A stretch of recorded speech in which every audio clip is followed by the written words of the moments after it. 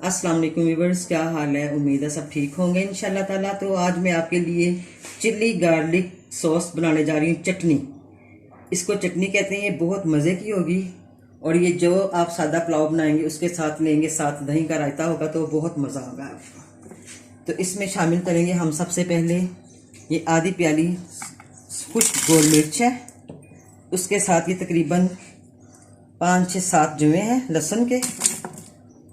साथ ही हम इसके साथ डालेंगे एक तकरीबन हाफ टी स्पून नमक का और 1 टीस्पून भुना हुआ ज़ीरा है जो मैंने फ्राई करके रखा होता है। ये तकरीबन 1 टीस्पून ये जाएगा और 2 टेबल स्पून हम इसमें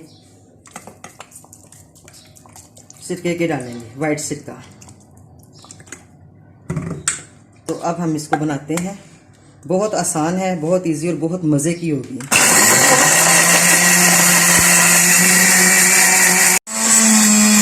तो ये अब हमारी चटनी रेडी। देखें कितना खूबसूरत कलर और बहुत खाने में भी बहुत मज़े की होगी।